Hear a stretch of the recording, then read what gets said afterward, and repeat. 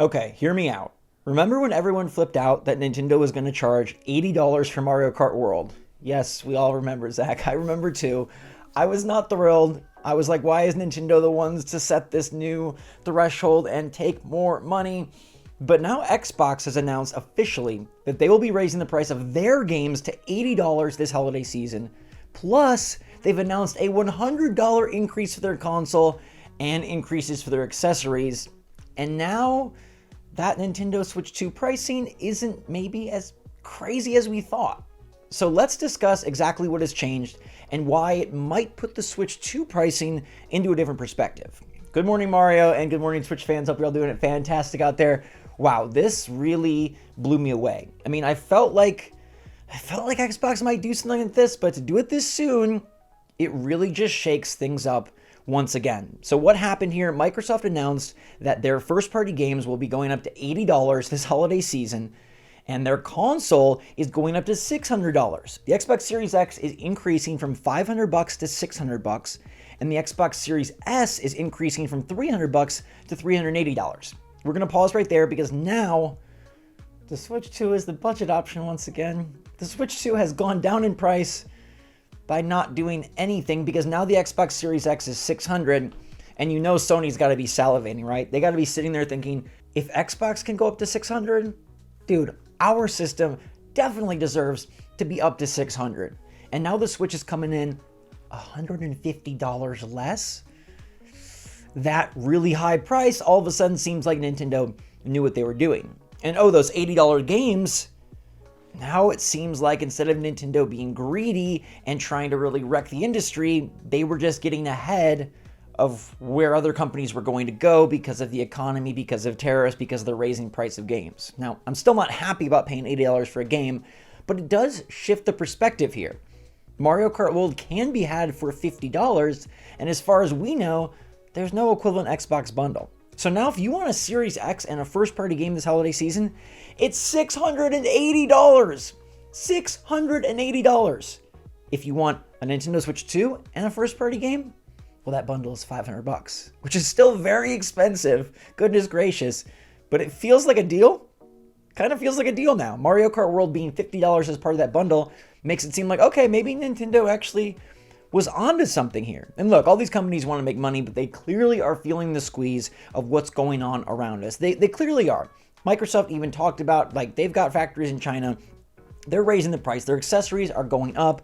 The Xbox Wireless Controller Core is going up $5 to $65. The Xbox Wireless Controller Color is going up $5 to $70. The special editions are going up $10 to $80. The limited editions are going up $10 to $90. So you're getting price increases across the board.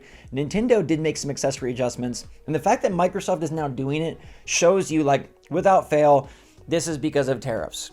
This is how it's going. They know this is going to look bad. They know people are going to be pissed off. They know nobody's going to like it, but they feel like they are forced to do this. And it just shifts how Nintendo announce things. There's going to be those of them out there that say that Nintendo caused this, that Nintendo, they started the bowling ball down the alley and now everybody else is just knocking down the pins. That Microsoft is making their games $80 because Nintendo made their game $80. But let's look at this, okay? And I'll prove to you that Nintendo did not set this new price barometer and try to get everybody else to meet them, because Nintendo has historically been a great value. They have historically been a company that wants to await price raises as long as they can. Remember how long it took them to make a $70 game? They gave you $70 Tears of the Kingdom, and that was it. Everybody else was making $70 games since 2020, and Nintendo gave you one since then, one $70 game. And now they're coming in and saying, hey, we're going to charge $80 for Mario Kart World, but clearly it's because they knew what was coming. Look, Xbox is announcing this before the Switch 2 even launches. That means that now there is parity. It's not Mario Kart World comes out and then everybody else is making an adjustment. It's like, dude, everybody is saying their games are going to be $80. And Nintendo has been the more budget-friendly option for their consoles as well, keeping their system as the lowest price. And now, as we see, it's significantly the lowest price console. I guess an Xbox Series S is still a little bit less, like $380, less than $450, but a lot of people would argue that the Switch 2 is doing more than what the Xbox Series S is doing because you can take it with you on the go. as well as dock it at home. And there are people that feel like the Xbox Series S is A, holding games back, and B, not putting forward enough oomph to play some of the top tier titles that they really want to play. Now, I don't want to get so into Xbox versus Nintendo because I think they're offering different products, and with Game Pass, Microsoft is chasing kind of a different audience, or at least a different model. But I do think this should make you feel better that Nintendo isn't super ripping you off. Like, you still need to come up with big dollars to get this console. Like, literally, dude, like, when I looked at how much it was going to be to pre-order it, it's so much money. It's so much money if you want to get everything. If you want to get a Pro Controller, if you want to get a memory card, if you want to get Mario Kart, like, it is a ton of money, and I hate that. But now we can hate all of the game price increases equally because they're all doing it. So what's next? What's next after this? Microsoft says $80 games. Nintendo said Mario Kart World. Well, the good thing is Nintendo didn't say $80 games for everything, right? Nintendo is pricing Donkey Kong Bonanza at $70. So will there be more games that release this year for $80? I don't know from Nintendo. I wonder if Mario Kart World will be the one, and this is much more of a bundle strategy and their premier title strategy and their opening title. Will they try another $80 game this year, or will they now see the opportunity to come in at $70 and be kind of heroic? Feels weird to say that $70 is heroic, but if we do see Sony follow suit and say, hey, our fall games are also going to be $80, then maybe you do feel like Nintendo is giving you still the best value. Now, what other games are dropping this year from Nintendo? Well, we surely know Metroid Prime 4 is coming. We surely know Hyrule Warriors Age of Imprisonment is coming. We surely know Kirby Air Riders is coming.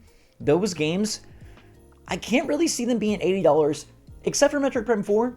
But Metroid Prime 4 is going to be a Switch 1 and Switch 2 title, and so I don't think it gets the $80 tag. Maybe it gets a $70 tag.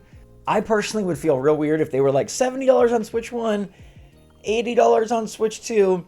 They could do that. I hope they do not. But I feel like Nintendo has now gained some wiggle room. I feel like they can say, okay, Mario Kart World is our 80, Donkey Kong is our 70. Maybe they can even come out with a $60 title. Like, is there a reason why Hyrule Warriors or Kirby Air Riders couldn't be $60? Like, maybe that's unlikely, but it's something I'd love to see. And I think this is kind of going to be very interesting to see how these companies utilize a sliding scale. Remember, Doug Bowser did say, like, oh, variable pricing. And it sure seems like he wasn't BSing about that. It does seem like Nintendo is now going to use a variety of prices to try and bring their products to market in a way that pushes things, makes up for tariffs, but also tries to sell you the games so that you pick Nintendo over Sony and Microsoft.